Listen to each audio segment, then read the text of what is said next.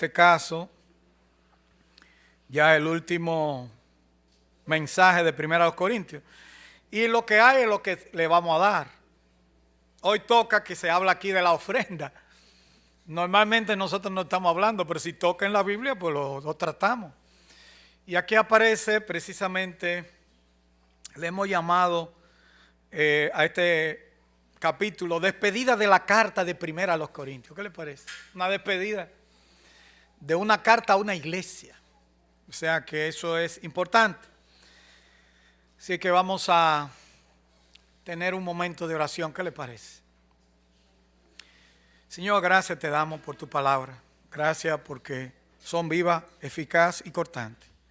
Ahora ayúdanos a ver en ella lo que realmente son. Son lámpara a nuestros pies y lumbrera a nuestros caminos. Gracias por todo este tiempo que hemos estado exponiendo, nuestro hermano Payán exponiendo el Antiguo Testamento y un servidor exponiendo el Nuevo Testamento. Hemos repasado muchos libros de la Biblia y todavía nos falta mucho por aprender. Ayúdanos, Señor, abre nuestras mentes y corazones y sobre todo que seamos personas que tengamos confianza en lo que tu palabra nos dice y que eso afecte nuestra vida. Por Cristo te lo pedimos y te damos la gracia. Amén. Muy bien, leíamos ya 1 Corintios capítulo 16 y hemos llegado entonces a este último capítulo, 3 veces lo he dicho, y nos sentimos identificados con la enseñanza que el apóstol Pablo nos ha dado a cada uno de nosotros, de cómo el Espíritu Santo ha dirigido a Pablo para presentarnos verdades, como a exhortarnos a la unidad que aparece en el capítulo 1, que continuó con el capítulo 2, donde él dice que Dios coge a lo menospreciado y lo vil del mundo y para avergonzar a los sabios. Pero también nos habló de la carnalidad y evitar las divisiones que aparecen en 1 Corintios capítulo 3. Pero también que pensaran que él le estaba escribiendo esta carta en el capítulo 4 como si fuera un padre para un hijo. Y que se cuiden del pecado en la congregación, porque había uno que estaba viviendo con la mujer de su padre y ellos, en vez de estar enfrentando esa situación moral, estaban envanecidos. 1 Corintios capítulo 5. Y que se cuidaran de la inmoralidad sexual, porque la inmoralidad sexual tiene que ver con todo esto, no es solamente la fornicación, el adulterio, sino también con los afeminados y los que se echan con varones, que aparecen en 1 Corintios capítulo 6. En el capítulo 7 vimos la soltería y el matrimonio en extenso, porque era una necesidad. Eso lo tratamos aquí. En el capítulo 8 se nos manda a cuidar la conciencia del débil por no hacerle tropezar. Hay hermanos débiles que tú por ello tienes que cohibirte de ciertas cosas. También vimos en el capítulo 9 de 1 Corintios, hablamos de los derechos de los apóstoles, derecho a tener una esposa o a renunciar a tenerla, derecho a vivir del evangelio, pero a no vivir también, como el apóstol Pablo dijo, no quiero renunciar a esta mi gloria. Él nunca le exigió nada a los corintios. En el capítulo 10 vimos y vemos aquí advertencia contra la idolatría. Y el ejemplo que pone, dice, mira a Israel como toda idolatría que hizo y eso cómo lo llevó al pecado y cómo hicieron un becerro, entre otras cosas. En el capítulo 11 presentamos el orden de la creación y de la sumisión. Dios el Padre, Cristo el hombre, la mujer. Vimos también en este capítulo parte del orden del culto.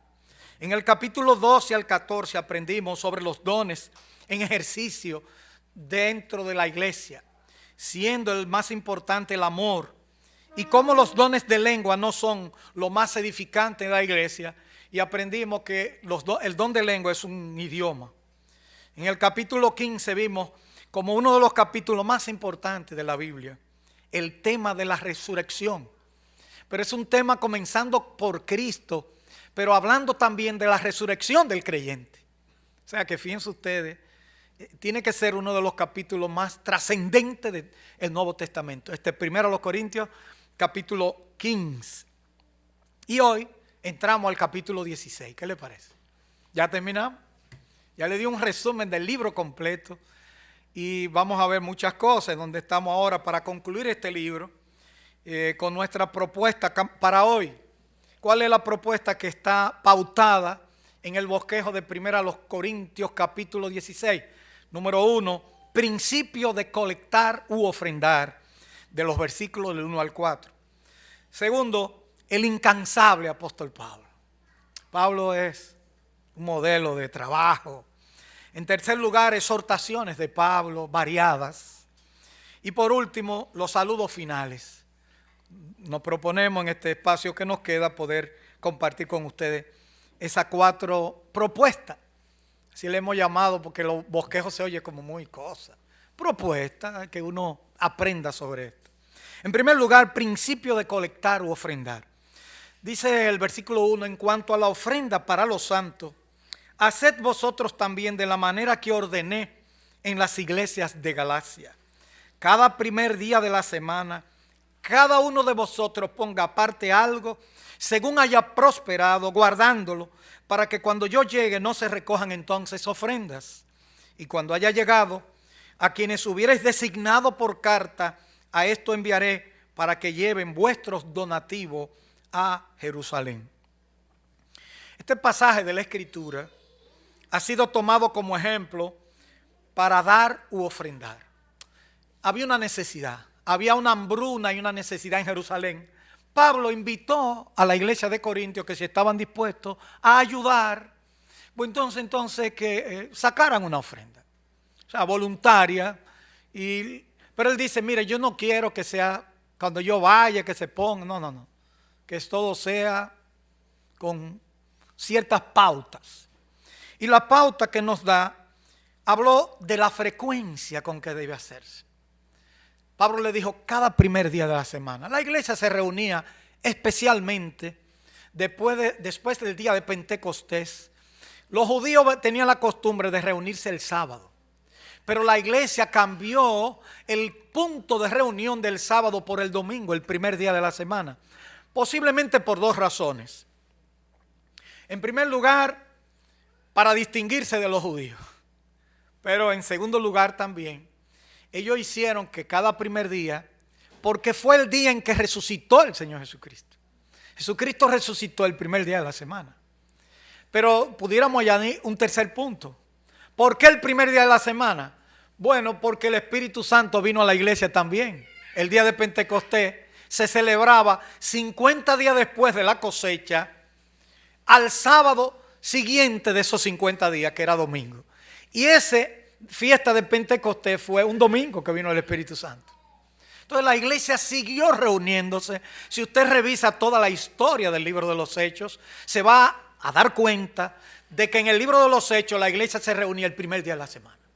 Sacaban la ofrenda. Pablo incluso aguardó un viaje hasta el primer día, predicó y después se fue al otro día, porque era necesario que se fuera. De manera que la frecuencia que Pablo le enseñó a ofrendar, dice, cada primer día de la semana. Y eso ha influenciado en los países que tienen mucha tradición cristiana, donde les pagan a los empleados semanal. Casi en los países de tradición protestante fuerte, todo el mundo cobra semanal. No, o quincenal, pero la mayoría semanal. ¿Por qué? Por las iglesias. Porque se acostumbraron que el primer día había que ofrendar. Y eso se ha quedado. Fíjense ustedes que nosotros no recogemos ofrenda todos los días. Solamente el primer día de la semana. Tampoco le decimos a la gente que no entienden esto, que den ofrenda, porque una gente que no entienda, lo importante es que usted ofrende, pero que lo haga con conciencia. Tampoco queremos que se sienta que es obligatorio que usted no, es un asunto de conciencia y de corazón. Ahora, ¿qué cantidad pone Pablo aquí en el Nuevo Testamento? Pablo pone, porque esto aparece también en otros pasajes, en Romanos también aparece el dar. En 2 Corintios capítulo 8 y 9 lo aprendimos también. Pablo tuvo oportunidad para enseñar sobre el diezmo muchísimas veces, pero nunca lo enseñó en el Nuevo Testamento. En el Nuevo Testamento no aparece que la iglesia tiene que dar el diezmo. Claro, yo aprendí del diezmo una cosa, yo personalmente, que es un buen parámetro para aprender a ofrendar. A veces decimos que estamos en la gracia, ¿sabes? Estamos en gracia. Como estamos en la gracia, yo no me apego a la ley. Yo no doy el diezmo. Perfecto. Pues dar el 12 entonces. Porque en la gracia tiene que dar más. Sí, ojalá que del noveno, no importa. Usted tiene que dar, según este pasaje, ponga aparte algo, o sea, una cantidad específica. Y dice más, conforme haya prosperado. ¿Qué quiere decir eso? Yo siempre he puesto el ejemplo del hombre que tenía una fábrica de quimalitos. Y él dijo, bueno, cuando él comenzó, dijo, no, yo voy a dar diezmo. Yo dije que el diezmo es una buena forma para aprender a ofrendar. Yo creo que en la gracia hay que dar más. Pero no se ate a una cantidad, porque estamos en la gracia. Si usted quiere dar el 15, lo puede dar, eso es su problema. Es un asunto de conciencia entre usted y Dios, en este caso. Poner aparte algo conforme haya prosperado. Entonces el hermano de la fábrica Esquimalito, cuando él ganaba 3,000 pesos, 300 pesos no era nada, ¿verdad? O qué sé yo, de cada 100 de cada 1,000, ¿verdad? Un 10%, 300 pesos. Pero después Dios le dio una fábrica grande y él dijo, eso no sería mucho de que da el diezmo para la iglesia. Entonces el hermano le aconsejó lo siguiente, bueno, lo que usted tiene que pedirle al Señor que lo ponga como era antes. Y así usted puede dar menos. Otro ejemplo es el dueño de la Colgate. Bueno, ya eso no es dueño de un cristiano, ya eso se expandió por otra vía. Pero Colgate, que era el apellido del dueño de la Colgate, cuando él ya estaba jubilado, él daba el 90% al Señor y vivía con el 10%. Pero imagínense el dueño de la Colgate. Pero él tenía todo para vivir. Con un 1 podía vivir tranquilo. Pero él daba el 90% para la obra del Señor. Siempre piense eso, en una cantidad. La palabra dice poner aparte algo conforme haya prosperado. Y dice más, guardándolo para que cuando yo llegue no se recojan, entonces ofrenda. En 2 Corintios habla, dice, y como propusiste en tu corazón. Es verdad que hay corazones que son difíciles, pero es una propuesta que usted se hace de lo que usted quiere dar. Conforme dice el texto, guardándolo para que no sea con apresuramiento, no se recojan entonces ofrenda. Dice Pablo que usted tiene que ya de su casa saber lo que usted va a ofrendar. Ya usted dice, de mi sueldo yo doy tanto. O sea, ya usted está calculando lo que usted va a dar para Dios. Recuerda, aquí no se le exige, ni se le va a pasar lista, ni se le va a pedir cuánto usted gana, porque eso va en contra de la conciencia del creyente hoy en día. Además de que eso no es la enseñanza en el Nuevo Testamento sobre las ofrendas. Y sobre todo, dice aquí, o sea, cuando dice no improvisado, lo puse yo aquí, lo que quiere decir que usted no viene a la iglesia, se echa la mano en los bolsillos y comienza a buscar de un pronto. Ay, déjame echar porque pasaron la bolsa. No, ya usted de antemano, mire, ya hay sobrecito. Usted viene y coge un sobre, ya de antemano echa lo que usted calculó que iba a dar para el Señor, pan, y lo echa. Pero ya usted lo propuso. No improvise. No haga la cosa así. Y eso es lo que se ve en las Escrituras.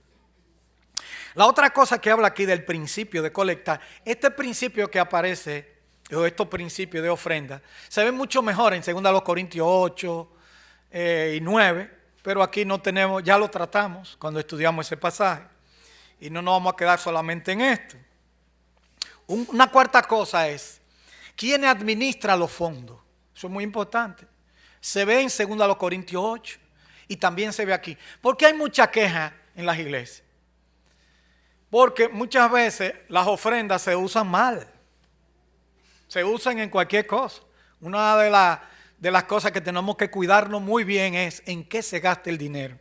Y sobre todo, que no nos podemos sentir mal, lo que estamos aquí al frente, cuando la gente dice, yo quiero saber en qué se gastó el dinero de la iglesia. Ah, no, mire, hay un libro, está en la oficina de la iglesia, ahí están los pormenores, en qué cosas se gastaron. Y es un derecho. Y no es una cosa mala. Ay, que van a... No, eso es correcto. Nosotros queremos que eso sea así siempre. Y que la futura generación siga así. Hay iglesias hay los jefes de la iglesia que se creen jefes, porque el jefe de la iglesia es el Señor Jesucristo. Le dicen a usted espíritu de contradicción, ¿sabe? Porque usted le preguntó que en qué se gastó el dinero de la ofrenda.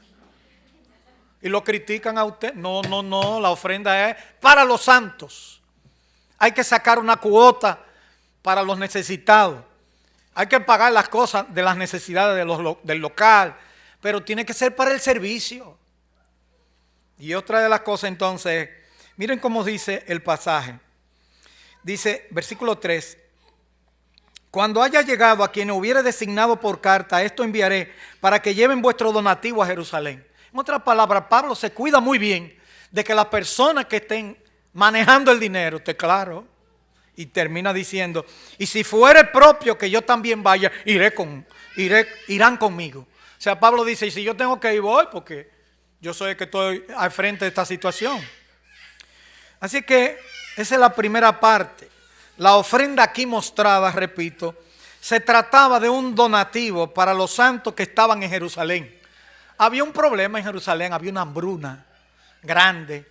Y entonces los hermanos, los cristianos que quieren ayudar a los santos que están en Jerusalén, y Pablo lo convida, lo invita a eso, para ayudar a eso, pero ellos se comprometieron voluntariamente. Entonces Pablo le dice, mira, la voy a mandar a buscar, pero no se recoja cuando yo vaya, háganlo con orden y todas esas cosas. En realidad se toma como ejemplo, como se ve aquí, para aprender cuál era la forma en que se hacía este servicio y nos sirva para nosotros en el día de hoy.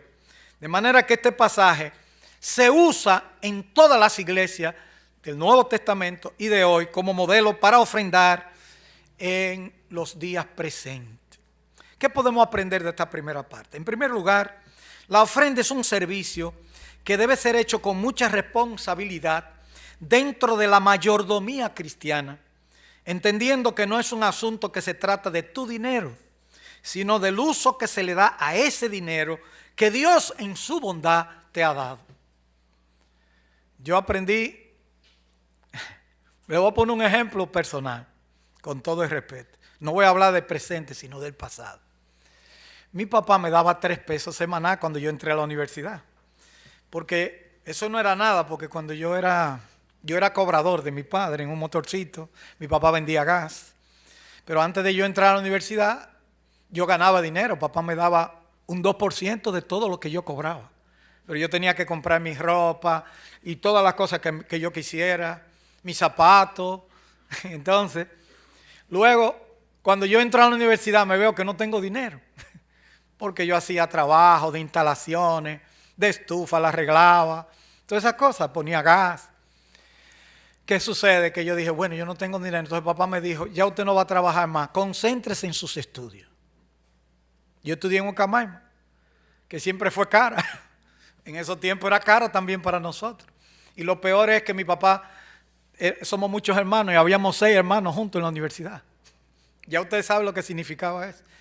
Y él yo llevaba mucho crédito porque lo mío era medicina y siempre eran muy abultados los créditos y el tiempo.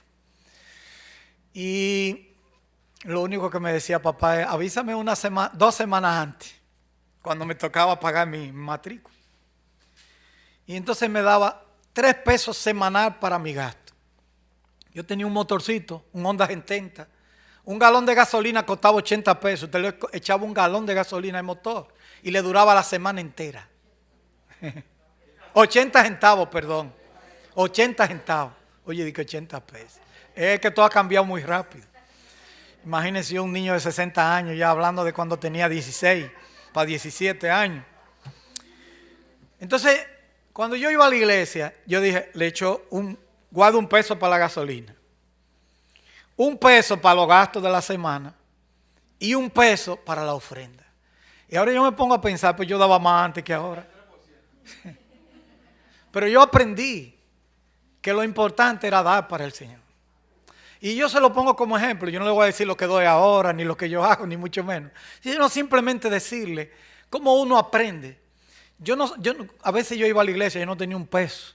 Pero yo veía que mi papá me daba algo para que yo echara. Y eso me gustaba porque yo echaba. Y yo se lo enseñaba a mis hijos también. Que echen para la ofrenda. O'Neill tuvo que echar. Y porque es más pequeño. Ya los otros que echen por su propia cuenta. Lo que consiguen. Así que la ofrenda no es un asunto de tu dinero, sino de una mayordomía de lo que Dios te ha dado. Ahora aquí nadie le va a pasar lista ni le va a decir, mire usted no. Eso es un asunto suyo con el Señor. Eso es importante, ¿eh? Y cuando usted dé algo, nosotros no lo publicamos, a menos que usted diga, mire, yo quiero que se haga ese dinero en una ofrenda específica, pero nunca se dice quién da aquí. Aquí hay muchas cosas que se dan, que se ofrendan, y usted ni se imagina quién fue que la dio. Dejemos, en segundo lugar, de improvisar en cuanto a esto, actuando por emoción y venir a la iglesia y sacar los primeros pesos que tengo. Es mejor que usted como creyente, conforme prospere y como propusiste en tu corazón, dé para Dios, aparte algo para Dios. No se ponga a sacar así, huyendo. No. Calcule qué usted puede dar y usted lo trae. Yo incluso soy partidario, aunque no lo hemos hecho nunca en esta iglesia, de que la gente traiga su ofrenda sin necesidad de estar pasando cosas y recogiendo. Pero hay algunos hermanos que ganan el día a día y no siempre tienen para ofrendar. La otra verdad importante es la transparencia con que debe ser manejado esos fondos. Noten cómo Pablo aconseja que se elijan de entre ellos los que deben llevar ese donativo. Esto hace a Pablo partícipe, lo compromete. También se pone a la disposición, dice el versículo 4, y si es conveniente que yo también vaya, irán conmigo. He escuchado de iglesias en los Estados Unidos que no tienen, siempre iban pidiendo que no tienen, y el pastor tiene carro del año, un avión, para andar, que estamos orando por un nuevo jet para los viajes. Tú dices, como que eso no tiene como sentido, como que eso no puede ser. ¿Y qué hace eso? Que mucha gente ve en las iglesias como un lugar de hacerse rico. Mire, el pastor tiene que pagar la fortuna que tiene. Ellos no saben que tal vez yo soy un pastor que no me paga la iglesia. Pero ellos piensan, yo he visto que algunos compañeros de estudio míos en los chats de promoción me tiran y ponen la marca específica del vehículo que yo tengo que pagar. Dice, la iglesia tiene que pagar tal carro. Y yo no le hago caso porque ellos no saben. Ahora usted sí sabe que yo aquí no cobro. Yo no cobro, me dan 2,000 pesos para el combustible. ¿Por qué lo tengo que decir? No porque está mal que un hermano que haga esto, como dice Pablo, no está mal. Pero también tengo que decirlo para que la gente no se peque con uno y vea que uno cree que ya tal vez uno se está haciendo rico con esto. ¿Y usted sabe por qué lo tomo los 2,000 pesos? Porque ustedes dicen, pero eso es simbólico. Claro, porque si un día viene otra persona que sí le tenemos que pagar o dar una ofrenda que lo mantenga, la iglesia no diga aquí nunca se ha dado. ¿Me entiende? Es por eso que hacemos esto. En segundo lugar, el incansable apóstol Pablo. Ya, versículo 5. Iré a vosotros cuando haya pasado por Macedonia, pues por Macedonia tengo que pasar. Y podrá ser que me quede con vosotros, o aún pase el invierno, para que vosotros me encaminéis a donde haya de ir. Porque no quiero veros ahora de paso, pues espero estar con vosotros algún tiempo, si el Señor lo permite. Pero estaré en Éfeso hasta Pentecostés. Uy, unos planes maravillosos. Pablo siempre estaba ocupado. En esos tiempos no habían aviones, hermano. Era a pie y en barco y camino malo. Y era el imperio romano que estaba gobernando, lo cual significa que era lo mejorcito de la época, porque los romanos se caracterizaron por hacer caminos por donde quiera, y acueductos y un regimiento en diferentes lugares para mantener la paz y poder movilizar su ejército, que era la fortaleza de ellos. Así que la preocupación de Pablo y su forma de programarse es muy llamativo. Él está escribiendo desde la iglesia de Éfeso, luego de pasar hasta Pentecostés allí, por situaciones de esta iglesia, por situaciones que se dieron ahí. Y el asunto fue más o menos como sigue. Al final de su estadía de 3 años en Éfeso, Pablo escribió su carta y pudo haberla dado a Timoteo para su entrega, como aparece en el versículo 10. El plan original de Pablo era seguir a Timoteo en breve, como dice el 4:19, para visitar a los creyentes en Corinto en su camino hacia y desde Macedonia, como aparece en 2 Corintios capítulo 1, versículos 15 y 16. Tuvo que cambiar su plan. Yo no sé si fue que lo cambió. Por eso él dice algo interesante. porque no quiero veros ahora de paso, pues espero estar con vosotros algún tiempo, si el Señor lo permite. ¿Qué le pareció eso? Si el Señor lo permite. Usted hace todos los planes que usted quiera. No es malo hacer planes. Lo que es malo hacer planes de espalda a Dios. O sea, cuando usted haga un plan, dice, bueno, yo voy a hacer esto, aquello. Usted dice, no, Señor, mira, esto es lo que va. Haz lo que tú quieras con esos planes. Él tuvo que cambiar su plan y visitar solo después de una estadía prolongada, según en el versículo 8, pero estaré en Éfeso hasta Pentecostés. Y pasó un tiempo en Corintio después de haber ido a Macedonia, como dice el versículo 6 y 7. Así que noten los detalles de su viaje. Cómo organizadamente Pablo realiza los planes. Pero quien determina el tiempo y los lugares de la estadía es Dios, si el Señor lo permite, como dice. Había mucha oportunidad en Éfeso, pero muchos son los adversarios. Con mucha oposición la obra se realiza, dice el versículo 9, porque se me ha abierto puerta grande y eficaz. Eso de que abrió puerta grande y eficaz no quiere decir que todo era tranquilo y sin problemas. ¿Qué dice la segunda parte? Y muchos son los adversarios. Se abrieron puertas grandes, pero hay que... En la vida cristiana no es como muchos quieren pintarla hoy en día. Ah, no, que todo es sin problema. La vida cristiana puede tener problemas. Una de las mentiras más grandes posiblemente que se ha propagado, y no es de Dios, yo digo que es del diablo entonces, porque no es de Dios, es que la vida cristiana es sin problema. Si una gente tiene problemas, entra en pánico porque yo soy cristiano. No.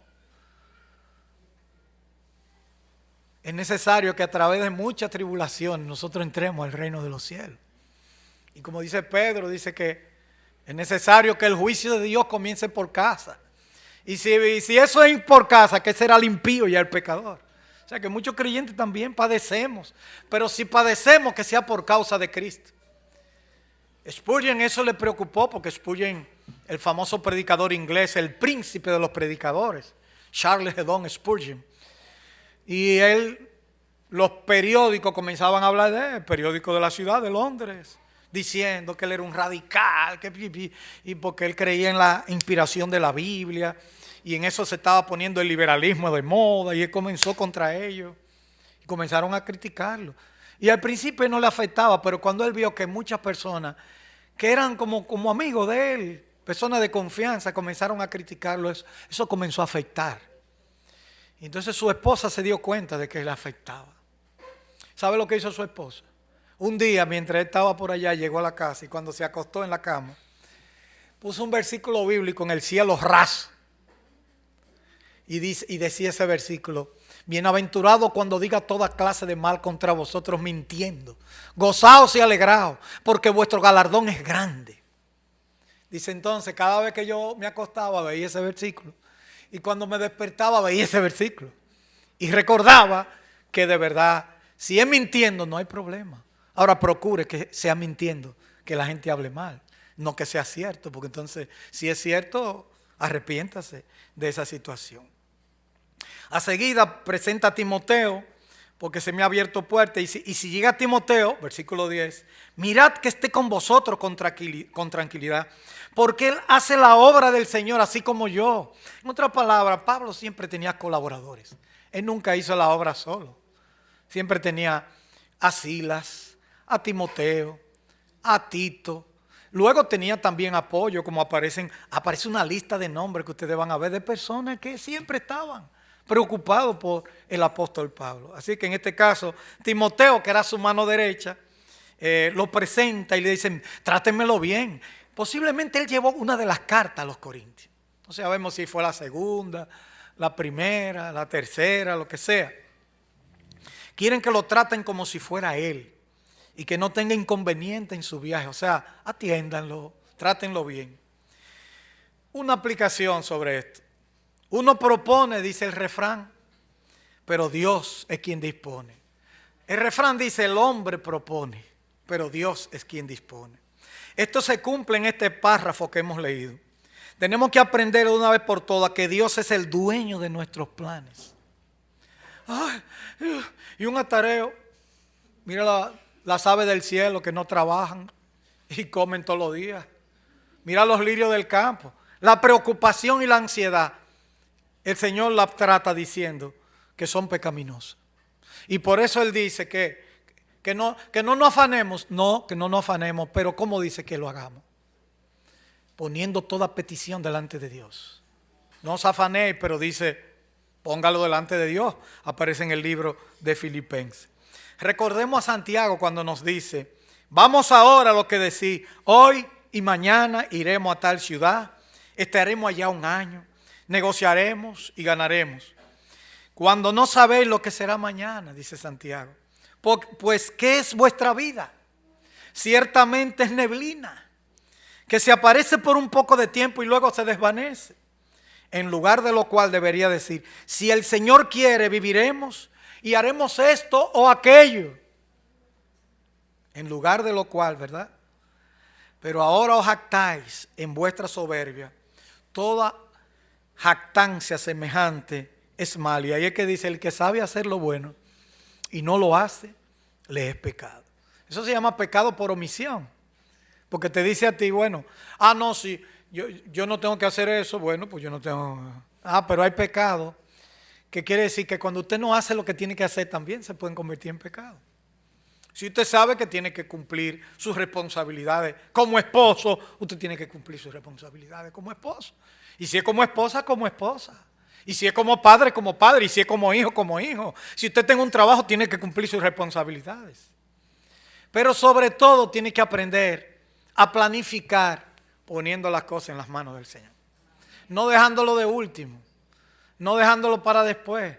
Es poniéndolo en primer lugar. Aquí hay jóvenes que se gradúan o que quieren ir para la universidad, no saben qué quieren estudiar. O tal vez se graduaron y no saben qué vamos a hacer. Pero aprenda a decir, Señor, yo quiero una profesión que te agrade a ti. Que yo pueda servirte donde quiera que esté. Hasta para mudarme yo pienso que tengo que mudarme cerca de la iglesia. Porque yo digo, eso es parte del servicio en la obra del Señor. Y todo creyente sabio no piensa solamente que su vida tiene realización cuando tiene cosas o cuando es profesional, sino cuando su vida agrada a Dios y es de acuerdo a la voluntad de Dios. Recuerde, no es malo planificar. Planifique todo lo que usted quiera. Diga, yo quiero estudiar hasta ser astronauta. ¿Qué usted quiere ser? Astronauta, no hay problema. Pero póngalo en la mano del Señor para ver si el Señor quiere que usted sea astronauta. Yo siempre dije cuando era niño, primero que iba a ser abogado. Abogado. Y después me di cuenta y dije, oye, abogado. Los abogados son un problema. Y entonces en la iglesia yo abogado. Ahora pienso que se necesitan más abogados para que hayan jueces cristianos también. Porque eso es otra cosa. Uno dice, no, yo no quiero ser abogado porque eso me puede chocar con la obra del Señor. Y puedo tener conflictos morales y esas cosas. Aunque uno pueda aceptar los trabajos que uno quiera. Porque yo como creyente puedo decir, yo no tengo que defender a un narcotraficante. Aunque me pague todo el dinero del mundo, pues yo no estoy de acuerdo con eso. Pero así hay trabajos que hay personas que dicen, no, porque este es mi trabajo. Sí, pero tenga cuidado porque su trabajo no quiere decir que usted tenga que hacer cosas que desagraden a Dios. No, yo soy empleado de gobierno. Y como yo soy empleado de gobierno, yo puedo hacer lo que me da la gana. No, porque yo soy cristiano, tampoco. Aprendamos a planificar todo lo que podamos. Pero dependa de Dios para la aplicación. Si Dios quiere, viviremos y haremos esto o aquello. No importa la oposición, como dice en el versículo 9, y muchos son los adversarios. Si Dios es quien lo manda, no se dé por vencido. Pablo dice, hay puerta abierta y de todo, pero hay muchos adversarios. Pero el Señor me mandó. Uno viene a un lugar, tal vez que uno estaba más tranquilo en otro, pero si el Señor lo manda, tiene que ir, aunque uno no quiera. Haga la obra, póngase donde el jefe lo vea. Y donde el jefe lo mandó. Así decían los guardias en tiempo de Trujillo. Nadie quería ir para la frontera. Ahora todo el mundo quiere, pero antes no quería. ¿Usted sabe por qué? Y entonces, cuando iban a pasar revista y le preguntaban, ¿y usted está contento porque está aquí? No, yo estoy aquí porque el jefe me mandó. Si el jefe me mandó, yo tengo que estar bien. Bueno, póngase usted, no es jefe con Trujillo ni nada. Si no es jefe con Dios. Usted tiene que decir, bueno, yo estoy aquí porque el Señor me mandó. Donde me ponga yo estoy contento, feliz y hago la obra. Y eso es lo que hay que hacer. Exhortaciones de Pablo, el punto número 13, mencionan personas por su nombre. Versículo 12 en adelante, acerca del hermano Apolo, mucho les rogué que fuese a vosotros con los hermanos, mas de ninguna manera tuvo voluntad de ir por ahora, pero irá cuando tenga oportunidad. Y así comienza a mencionar a Apolo, la familia de Estéfana, Fortunato, Acaico, la iglesia de Asia, Aquila y Priscila. Comienza a mencionar nombres. Porque dirían ahora, no mencione nombre, eso es payola. Eso de mencionar nombres, eso no se puede. En la iglesia no se puede. Bueno, pues en la iglesia hay que mencionar a la gente por su nombre. Como Pablo, que escribe su carta. Estos nombres los combina con 4 exhortaciones que aparecen ahí en el versículo 13 dice: velad, estar firme en la fe, portaos varonilmente y esforzaos. Velad, estar firme en la fe, portaos varonilmente y esforzados. Bueno, tal vez la primera nos recuerda la familia de Estéfana y Apolo. Recuerda los primeros pasajes, por ejemplo, y las frases que aparecen aquí, de portado varonilmente, porque Pablo lo compara a ellos con niños en la fe, entonces que se porten varonil. Pero también había mucho homosexualismo en Corintios y había mucha sexualidad como hoy. Y también puede ser que se refiera a eso. Así es que estas 4 exhortaciones la engloba con el amor. Como si dijera, velad en amor. Estar firme en la fe en amor. Portaos varonilmente en amor. Y esforzaos en amor. Así debe leerse el versículo 14. Todas vuestras cosas sean hechas con amor. Pero usted tiene que juntarla con el versículo anterior que tiene las 4 exhortaciones. Velad, o sea, manténgase con los ojos abiertos. Estar firme en la fe, de pie. Portaos varonilmente, o sea, haciendo la cosa con entereza. Y finalmente, esforzados. Ay, hermano, que yo no puedo. Yo no sé, yo no puedo leer la Biblia. ¿Y cuál es el esfuerzo que usted ha hecho? Ay, yo no puedo estar en esto y aquello. ¿Y qué usted ha hecho? Hay gente que no hace ni el más mínimo esfuerzo. Y aquí aparece que hay que hacer ciertas cosas. Pero sobre todo, si usted la va a hacer, ¿qué dice el versículo 14? Velad, estar firme. Y luego dice el 14, todas vuestras cosas sean hechas con amor. Es verdad que hay hermanos que hay que empujarlo para que prendan. No tiene motor de arranque, son de gasoil. Hay que empujarlo y usted sabe. Los de gasolina prenden rápido, pero los de gasoil, hasta sin batería prenden. A veces. O nada más hay que ponerle, brum, prenden fácil, pero hay hermanos que son difíciles, ¿verdad? Pero tienen que aprender. Los corintios debían aprender una vez por todas la importancia de vivir en amor. El capítulo más importante que habla en la Biblia sobre el amor aparece en 1 Corintios. ¿Cuál es? El 13. Pero Pablo nos dio una gran lección. No en vano, él dedica ese capítulo, que no tiene que ver con repartir. Si yo repartiese mi cuerpo, dar mi cuerpo para ser quemado, reparta, ni tampoco para repartir mis bienes y que se lo dé a los pobres. Dice Pablo, y no tengo amor. O sea, que hay gente que creen que porque reparten, hacen de todo, porque tienen amor. No necesariamente. Dice, y no tiene amor. ¿Ve? O sea, Pablo define el amor de una manera distinta. Nosotros creemos que el amor es eso, pero Pablo dice, usted puede hacer todo eso y lo puede hacer sin amor. Hasta trabajar en la Cruz Roja y en la defensa civil, lo hace porque a usted le gusta estar ahí, pero no porque usted quiere ayudar y ama a la gente. El amor es muy distinto, ahí se va más allá. Y por eso Pablo engloba todo esto con el amor y menciona aquí la casa de Estéfana, versículo 17. De 15 en adelante, hermanos, ya sabéis que de la familia de Estéfana en las primicias de Acaya y que de ellos se han dedicado al servicio de los santos, os ruego que os sujetéis a personas como ellos y a todos los que ayudan y trabajan. Y luego menciona, me regocijo con la venida de Estéfana, mencionado como de los primeros convertidos. Primero los Corintios 1:16 dice, el primer fruto de Acaya. ¿Sabe que es una provincia de Corintios? Y que Pablo en persona le bautizó, como lo dice en 1 Corintios capítulo 1, ya lo vimos.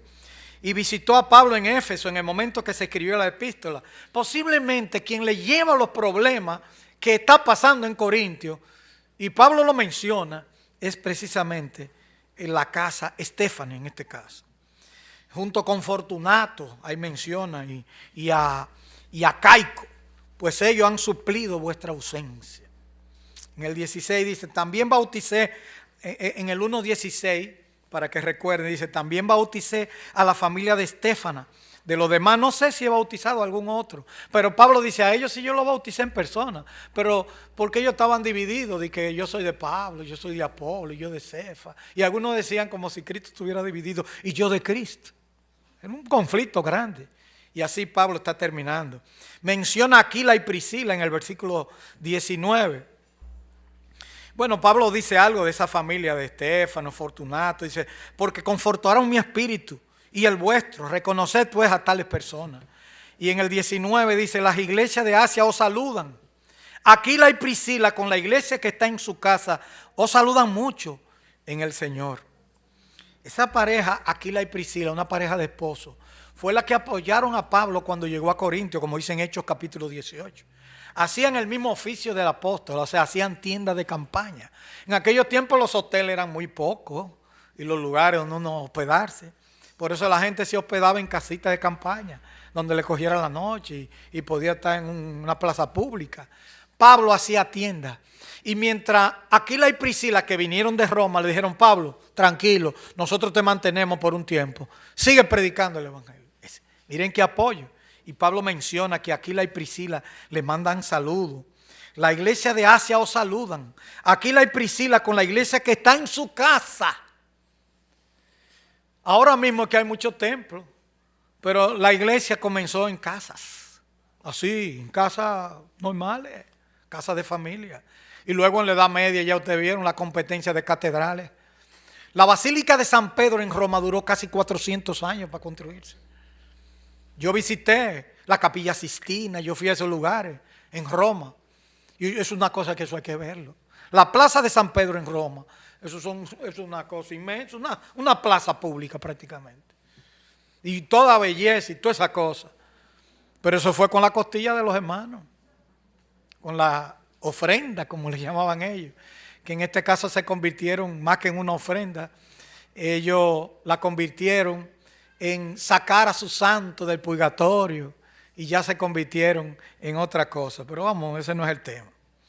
Así que ellos, Aquila y Priscila, Aquila, un nombre muy romano, y Priscila, Aquila significa águila, Priscila significa vieja o viejecita, cuando aparece la palabra prisca, porque también en romano lo contrae, y era una pareja de esposos extraordinaria. Apoyaban la obra donde quiera. Y le mandan saludos, porque ellos participaron. Pablo dice que ellos le mandan saludos. Ahora, es importante que aunque ustedes no lo notan, la Reina Valera 60 dice, os saludan mucho en el Señor. ¿Por qué dice mucho? La Biblia de las Américas dice, os saluda afectuosamente. O sea, no es un saludo simple, decir, un saludo por allá. No. Díganle que lo amamos, que nos sentimos contentos. Un saludo a los hermanos, así, medio dominicano. Afectuoso, que se sintiera. Así mismo lo hace saber la Biblia de las Américas, que dice, os saludan muy afectuosamente, pero no con cualquier cosa, sino en el Señor. Luego dice en el versículo 20, os saludan todos los hermanos, saludaos los unos a los otros con ósculos santos. Era la forma de saludo, sin ninguna connotación en lo sexual. Se saludaban con besos, lo de igual sexo. O sea, no se sorprenda. Eso me pasó a mí cuando yo fui a Argentina. Yo no sabía cómo era la cosa en Argentina. Y cuando yo voy a la iglesia, lo primero que viene un hermano y me da un beso, un varón. Yo digo, pero, ¿y qué es esto? Un beso, pero yo como que me quedé tululeco así.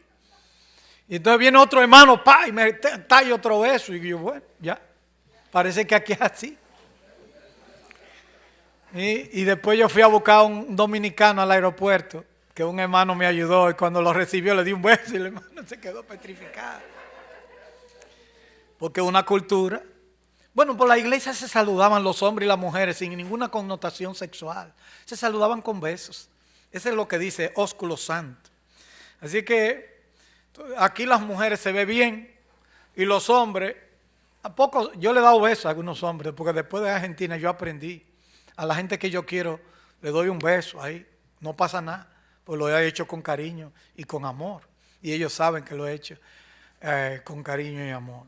Es fácil saludar a un hermano, a mi papá con un beso, pero una gente que yo no conozco. Después me sorprendí porque en los hospitales, aun cuando no son cristianos, también se saludan con besos. Los profesores con los alumnos se saludan y se dan besos. Y también tú dices, espérate, no es en la iglesia solamente.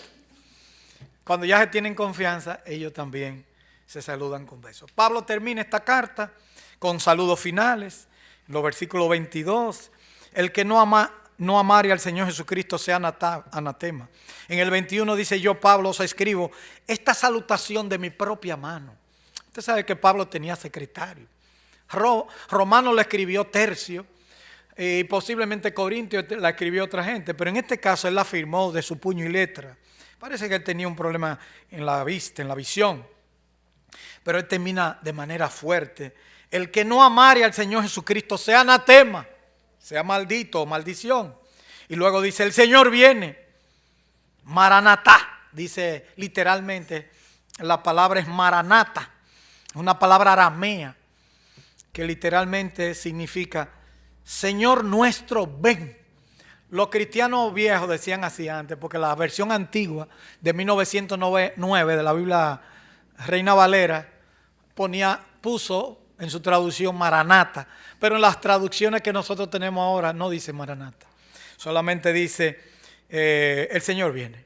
Pero en la Biblia vieja sí está la palabra aramea que significa Maranatá, o Maranata, que el Señor viene.